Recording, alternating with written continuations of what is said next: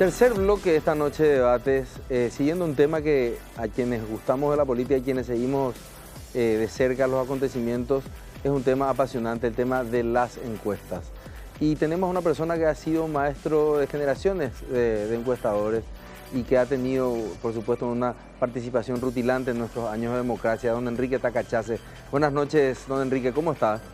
Buenas noches, muy bien, bueno, contento de estar hablando contigo porque te conozco y conozco tus virtudes.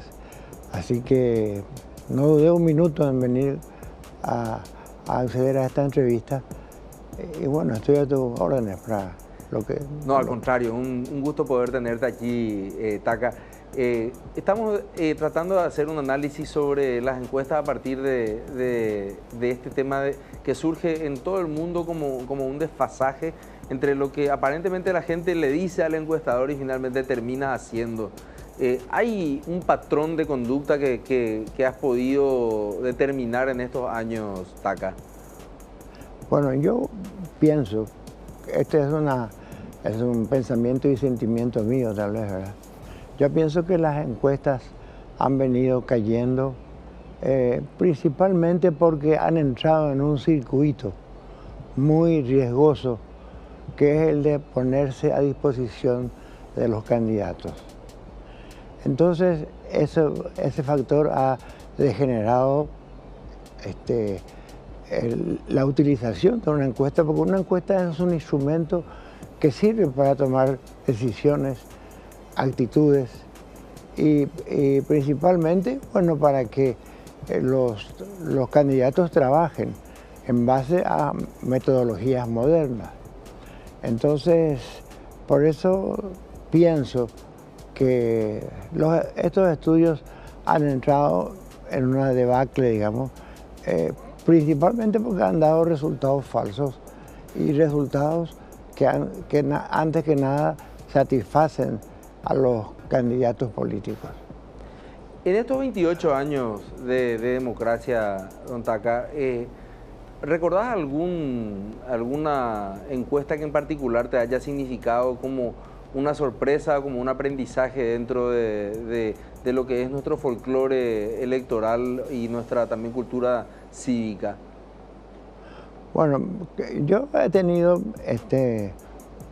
algunas cosas que puedo rescatar.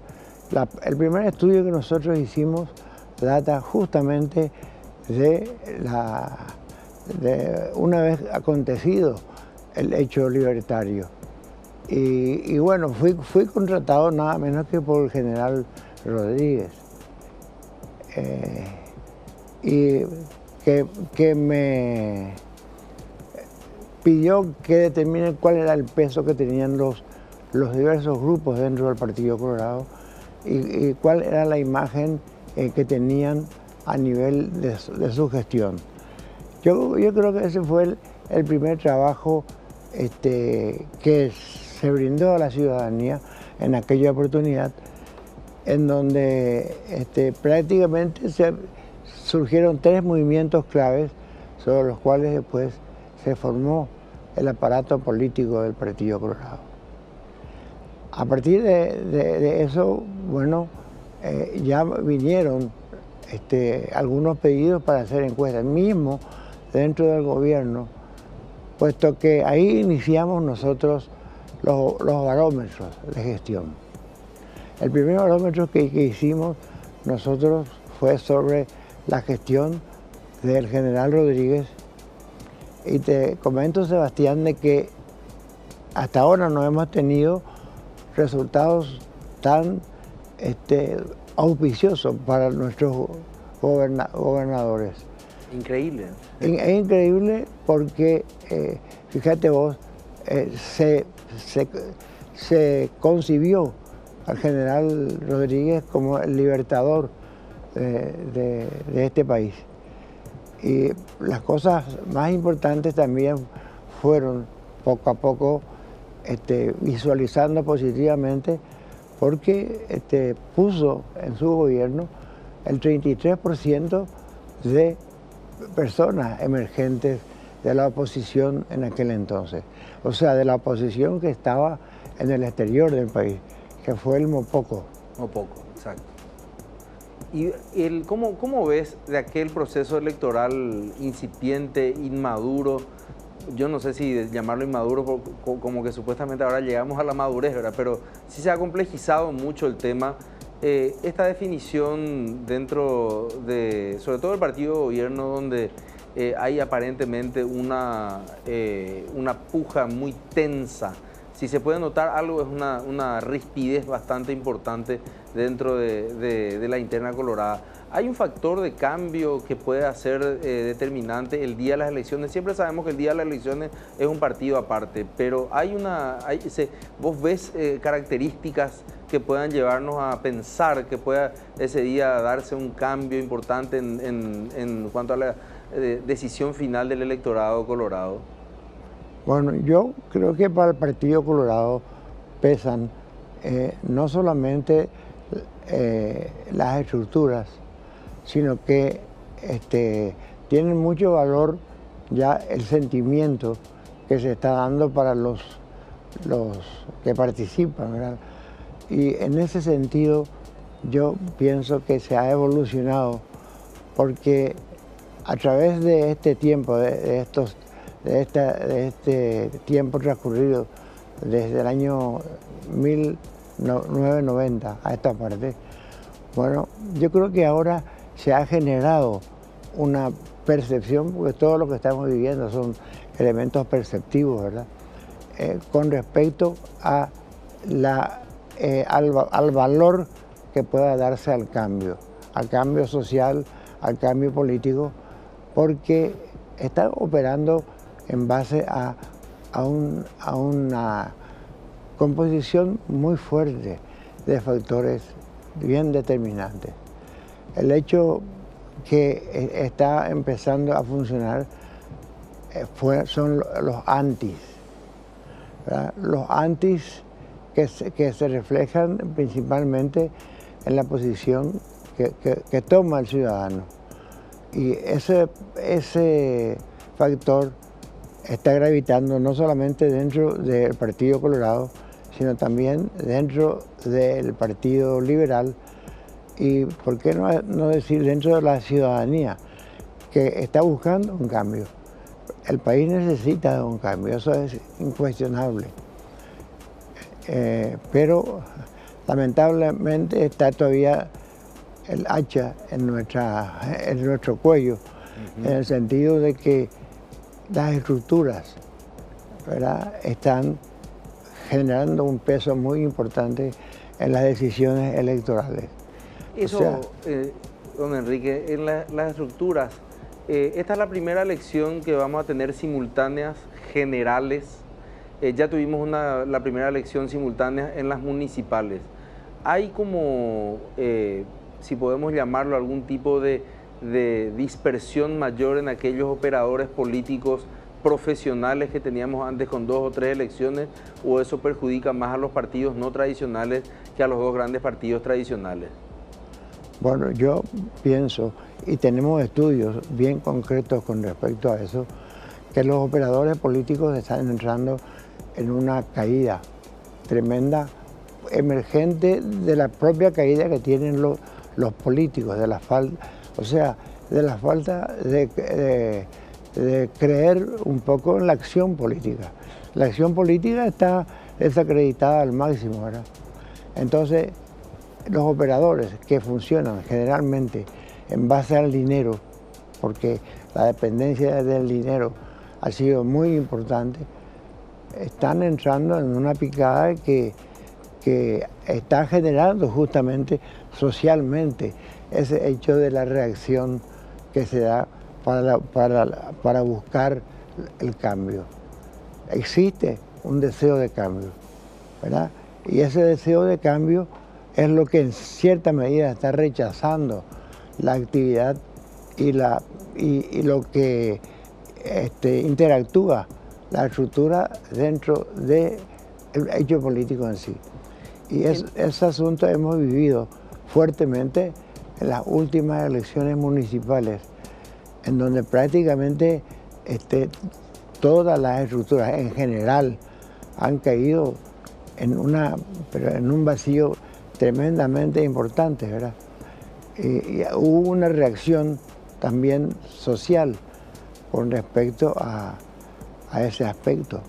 Es decir, ya la ciudadanía está buscando otra cosa. ¿Eso significa que hay un caldo de cultivo como para que sigan apareciendo outsiders, que sigan teniendo a nivel de su popularidad obtenida en otras actividades que no sea propiamente la política, una chance real de poder gobernar o por lo menos de ganar una elección? Bueno, eso es justamente lo que te estaba diciendo, ¿verdad? Que el descrédito político hace que se busque otra situación diferente, emergente de la política. Entonces ahí ya ese es un fenómeno que se dio en el 93, ¿verdad? Porque en el 93 surge dentro del Partido Colorado ya un candidato que no tenía carisma político, que recordará fue Guamosi. Claro. Y después también el asunto fue migrando hacia los otros hechos políticos, hacia las otras elecciones, ¿verdad? Tuvimos el caso de Cubas y después viene justamente el único candidato político que tuvimos hasta ahora, ¿verdad? Dentro del Partido Colorado, que fue el presidente Nicanor Duarte Fruto, ¿verdad? Que emerge de un grupo político en el cual quiso proyectar tal vez una acción diferente de cambio, ¿verdad? ¿Por qué? Porque lo que intentó hacer Nicanor dentro del Partido Colorado es darle una filosofía, un manejo dialéctico capaz de generar eso dentro del partido. Acá los partidos tradicionales están, como vos sabés, ¿verdad? Perfectamente, están en una crisis como han estado también en algunos países limítrofes. Y bueno, el Partido Colorado fue el primer partido que está generando ese tipo de cosas, porque dentro del Partido Liberal no se ve tanto esto como se ve dentro del Partido Colorado, ¿verdad? Dentro del Partido Liberal, allí, Taca, ¿existe un aporte real que hace la figura de un outsider como vicepresidente o el outsider? Porque creo que esto que acabas de verbalizar me lleva a pensar que en realidad siempre acudimos a outsiders. O sea, tuvimos un solo presidente político elegido, tuvimos otro presidente político que en realidad fue, por llamarlo así, por una serie de hechos desafortunados presidentes. Pero este llamado del PLRA hacia una vicepresidencia outsider, ¿tiene el mismo peso que ser el número 2 que el ser el número 1 en este caso? No, yo creo que no. Yo creo que hay una vacuidad muy importante y una falta de capacidad dentro del propio Partido Liberal, que está dividido, está atomizado, ¿verdad? Que hace que esto se produzca, porque el Partido Liberal siempre buscó que sus candidatos emerjan del propio partido, ¿verdad? Y hasta, si se quiere, es una especie de sacrilegio el hecho de elegir a un candidato que esté fuera de la... ¿Eso qué te hace pensar, Sebastián? De que el Partido Liberal está dentro de una crisis también tremenda, ¿verdad? Y esa crisis se liga a toda la oposición, porque más que nunca la oposición está desunida, desarticulada, y genera que hay una vía muy amplia y muy libre para que el candidato del Partido Colorado sea el virtual presidente del Paraguay para el próximo periodo. Acá no hay ninguna duda.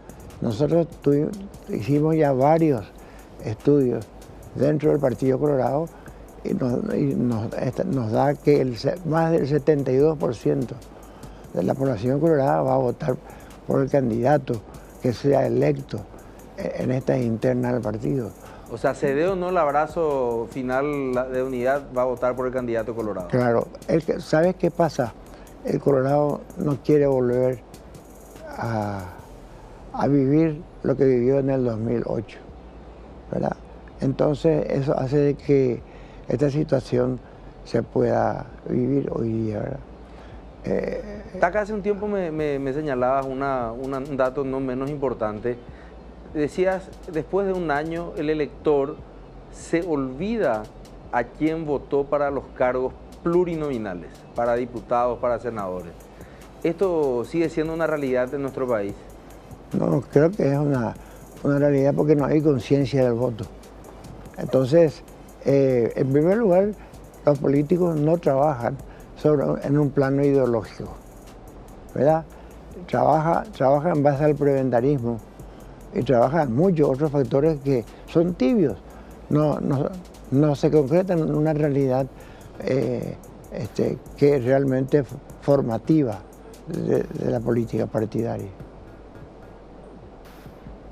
¿Y allí te parece que hay cuando se cruza el voto, entonces finalmente es una suerte de acción nada más de decir, bueno, voto yo a mi partido, pero voto al que me gusta en la cara en la papeleta que sabemos que salen los números 1, o al que hizo más propaganda? ¿Cuál es un factor allí determinante para elegir porque estamos hablando, digo eso porque en este periodo 2013-2018, el Senado y el Congreso en general va a tener una importancia, se renuevan 5 ministros de la Corte, se hace un tratado de Itaipú nuevo, o sea, no hay ese nivel de conciencia dentro del electorado, de ese nivel de fineza de pensar en ese tipo de cuestiones al momento de emitir un voto. Ninguna, Sebastián, porque fíjate vos de que dentro de todos los estudios que hemos realizado, el Poder Legislativo tiene el nivel más bajo de confianza. Entonces, ya, ¿en qué se piensa? En que los cargos están para distribuir cargos finalmente, ¿verdad? O sea, hay una multiplicidad de elementos que al final, otra vez, no dan una expectativa diferente a la que se tiene hasta ahora. Pero eso es muy interesante porque finalmente son los senadores, o sea, principalmente los diputados, quienes por su estructura de líderes departamentales son los que buscan votos para el presidente, ¿verdad? Y sí, así debería ser, ¿verdad? Pero al final otra vez son desechados por el propio electorado porque el elector aparentemente a quien vota es al burubillá, claro, al jefe, no tiene importancia finalmente quién le lleva a ese jefe. Bueno, creo que alguna importancia tiene, ¿verdad? Pero tiene en el sentido político. Ajá. Pero entra dentro de un canal de descrédito que es tremendamente importante. Los senadores, por ejemplo, han firmado dentro de este periódico la ley de transparencia, ¿verdad? Sí. Pero ¿en qué medida se ha trabajado porque la ciudadanía sea consciente de ese hecho que hoy día es gravitante para nosotros? Hoy día vos podés realizar cualquier tipo de pedido para que eso sea complacido. Entonces, ¿en qué medida el Poder Legislativo y el Poder Ejecutivo han realizado una campaña para meter dentro de la ciudadanía ese éxito? No hay. Definitivamente no, Taca. Una última pregunta, agradeciéndote inmensamente tu presencia aquí. Nos ha ayudado a reflexionar y a verbalizar, como te decía, algunas cosas que parecieran ser obvias, pero que se nos han traspapelado. ¿Hay algún tipo de reticencia? Bueno, un dato ya nos diste, un 72% decías votaría por el candidato ganador, sea quien fuera. Pero ¿hay en ese 30% algún nivel de reticencia a aceptar los resultados en cuanto a la legitimidad, eventual ilegitimidad de una elección? ¿O no estamos hablando de llegar a esos niveles de tensión? Mira, dentro del Partido Liberal y dentro del Partido Colorado es difícil que se obtenga eso que está diciendo, ¿verdad? Porque no hay una sustentación ideológica. Entonces, ¿qué es lo que va a reflexionar sobre eso. No hay forma, no hay nada que decir. O sea, los paraguayos hemos aprendido que quien mete más votos dentro de la urna, y no importa cómo, es el ganador. Exactamente. No hay una, en ese sentido tenés toda la razón. Se gana por la... Y desde luego que no hay una cuestión formativa con respecto a lo que está diciendo, ¿verdad? La gente vota y vota en su mayoría por un convencimiento dado en el prebendarismo para los partidos tradicionales, ¿verdad? Y eso se refleja muy claramente en cuando la oferta, cuando se inicia la oferta para los cargos. Generalmente ocurre este fenómeno, que el que es ladeado, digamos, dentro del cargo que pretendía, y automáticamente va y busca una aceptación dentro justamente del grupo contrario. Eso se da ahora en los dos partidos tradicionales, ¿verdad? Con mucha fuerza. Y los movimientos se han creado justamente en base a eso, ¿verdad? Increíble, te agradezco mucho, Enrique Tacachase. Ha sido, don Taca, una persona de vasta trayectoria en el área de las encuestas, formador de, como decía yo al principio, de varios encuestadores, y con una experiencia muy rica en materia de elecciones. Ustedes lo han escuchado de su boca. El prebendarismo, el sentido de pertenencia, la emotividad sigue siendo el principal motor de votación o de elección de los candidatos. No se vayan, que terminamos el bloque de conclusiones. Quédense allí y volvemos después de la pausa. Muchas gracias.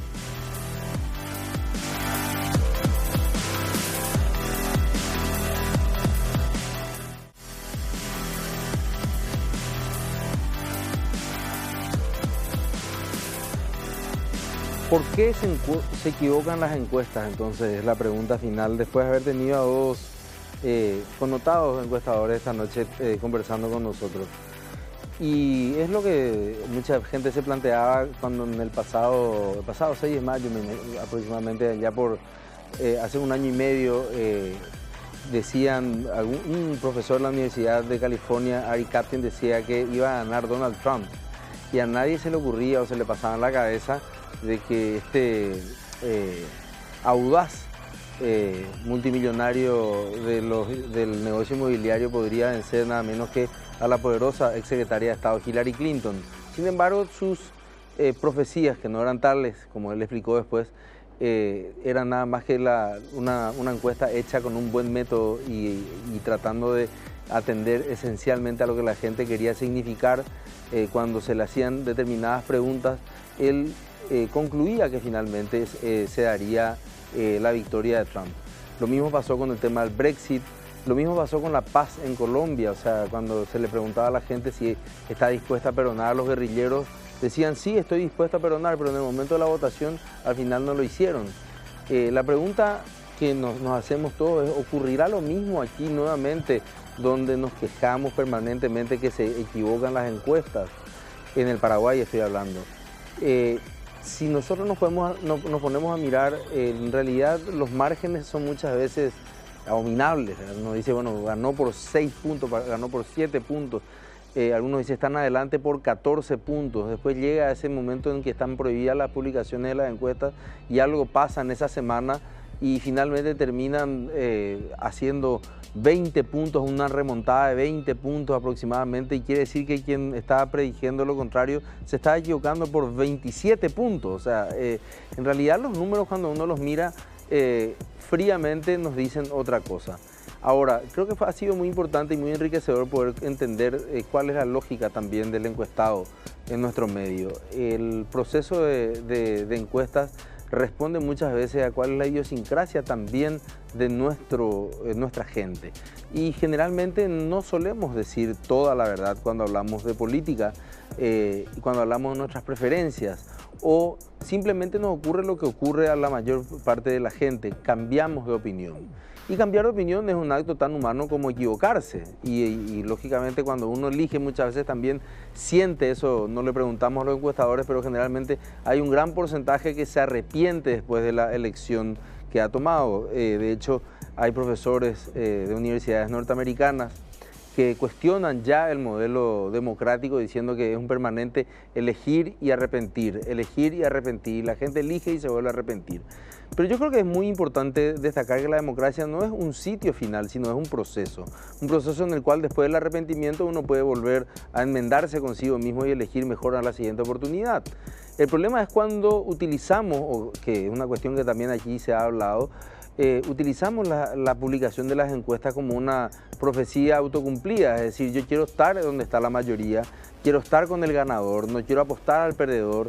Y también el hecho de decir que los candidatos en los últimos años, quizá esta sea una excepción, han pertenecido abiertamente a determinados grupos económicos, políticos o de poder, que también traslucen sus preferencias a través de determinados medios de comunicación que a su vez contratan el servicio de las encuestas. Y ese servicio de las encuestas finalmente lo que dicen es lo que quiere o lo que desea ese medio, ¿no? Generalmente la publicación diáfana de la verdad. Entonces, estas son cuestiones que yo creo que las aceptamos los paraguayos y las paraguayas como reglas del juego electoral. Ningún elector puede decir hoy en día que no va a ser influenciado por el resultado de una encuesta o porque las encuestas han mentido con anterioridad, no van a sacar cuando le conviene, porque finalmente es lo que hacen los candidatos. Quienes se quejaban ayer del resultado fallido de las encuestas, hoy están mostrando las propias. Y lógicamente, cuando hablamos de la credibilidad finalmente de la encuesta como un método científico, estadístico y demás, con las limitaciones que esto tenga, estamos pateando contra nuestra propia olla cuando decimos yo no creía en la encuesta el día de ayer, pero esta que me da de ganador sí creo. ¿Qué va a ocurrir el 17 de diciembre y qué va a ocurrir después en abril del 2018? Va a depender finalmente de cuál es la decisión del elector. Y tenemos que trabajar, en eso coincido con lo que ha señalado Enrique Chase aquí, en que los partidos políticos puedan formar cuadros que puedan pelear realmente por ideas globales del ser humano y su función dentro de la sociedad, independientemente a que su candidato que representa esa idea tenga el primero, segundo, tercer o cuarto lugar. Un voto testimonial, entre comillas, como muchas veces se dice, es importante para determinar cuál es el lugar que yo ocupo dentro de una sociedad. Esa es una discusión que todavía se da muy poco en el Paraguay. Muy poca gente en realidad quiere votarle a un perdedor porque él se siente perdedor. O como me decía un humilde habitante de un barrio afuera de Ciudad del Este hace unos 5 años cuando estábamos en campaña, me decía casi apenas vestido, descalzo, me decía, Jaro manda yeguita, me decía. Y él estaba en la más absoluta pobreza, imagínense, estaba a 8 kilómetros en línea recta de Itaipú y Nacional y no tenía luz eléctrica en la casa donde estaba viviendo. Pero él quería volver a mandar, quería volver al poder. Lo importante es preguntarse en esos momentos qué ocurrió cuando estuvo en el poder o qué hicieron por él quienes estuvieron en el poder en su nombre. Solamente así vamos a poder construir una nueva sociedad, independientemente de lo que esta u otras herramientas puedan brindarnos a futuro para tratar de conocer qué es lo que la gente está pensando y qué es lo que la gente finalmente puede decir que quiere, porque eso también es importante decir. Cuando uno le pregunta a la gente qué quiere, no necesariamente la gente dice qué necesita, sino dice qué le gustaría, que son cosas absolutamente diferentes. Todo eso es fruto de un profundo aprendizaje democrático en el cual todavía nos queda un largo camino por recorrer. Esperamos que esta noche haya sido de provecho como fue para nosotros. Le agradecemos y nos vemos el próximo martes en Debate.